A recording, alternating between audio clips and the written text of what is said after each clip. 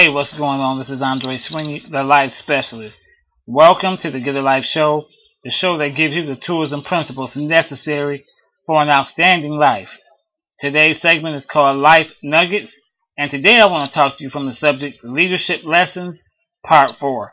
Well, if you've seen my previous 3 videos, you've noticed that we have been doing leadership lessons, principles from my life in leadership that I wanted to share with you. And so today I'm going to share with you the last 5, and we're going to get started right away. Alright, number 16. If you're going to be a leader, you have to be detailed. A leader must be meticulous and go through every particular point of his assignment with a fine-tooth comb. Do not allow people to know more about your stuff than you know about it.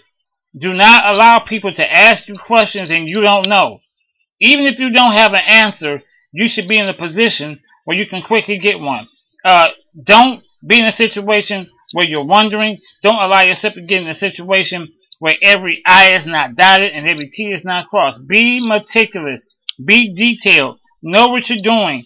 Get information. Study to show thyself approved. Know your stuff in and out. Don't be in a situation where you're like looking stupid before the people. You have to be detailed. You have to know their assignment, your assignment, and the next person's assignment before they even get it. Every leader has to be detailed. Number 17, share responsibility. I don't care how gifted you are. I don't care how great you think your leadership ability is. Leaders must share responsibility. You have to make the people around you have ownership in their jobs. You have to make them feel like they're important, because if they don't, they won't work hard for you. And check this out. I don't care what type of superstar you think you are. You have to share responsibility, because if not, you will eventually burn out. Oh yeah, that flame will eventually go away, because after so long, you get tired. After so long, the human body begins to go away. So we must delegate. Not to just any old body, but people who are qualified. If they're good at what they do, delegate. If they're good at communicating, delegate it. If they're good at organizing, delegate it. If they're good at whatever, put that person in a position to succeed and make it happen. But share the responsibility. When people feel like they have invested their lives into something, they will break their back for you. They will work hard for you because they have an invested interest. If they feel like it's just you and you get all the credit, whatever, then hey, they're going to be like, whatever, I'll do whatever. But when you make them personally responsible, then the business goes great. Number 18, constantly build your team members. Tell them that they're doing good when they're doing good. Give them incentives to work harder. Make them feel like they're doing something. Build their self-esteem. Give them training so that they can improve themselves. Constantly build your people. The more time that you invest in building people, the more it returns to you.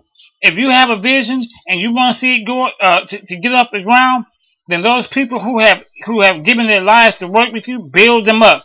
I'm not saying don't tell people when they mess up. I'm not saying not to confront issues. Certainly, when things go wrong, you have to put your foot in people's behind sometimes.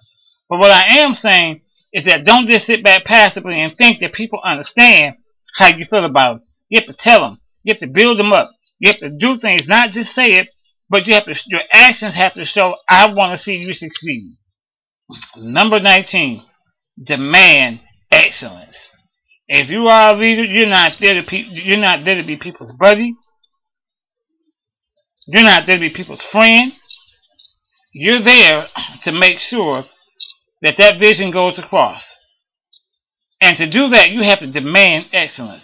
There has to be a bar set, and you have to make sure that each and every person under you meets that standard. You have to make sure that everybody understands that being late is not acceptable. That being disloyal is not acceptable. That shoddy work is not acceptable. Your standards and your positions of excellence, if you don't set them, people will set them for you. And you will not like what they set before you. So as a leader, set the standard. Make people understand that excellence will be the only thing tolerated. If you do that, then excellence is what you will get. If not, you'll get exactly what you deserve. Number 20. As a leader, this is my last one.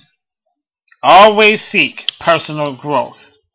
Never think that you know it all. Never think that you've arrived. I don't care how much you've been in leadership. I don't care how many committees.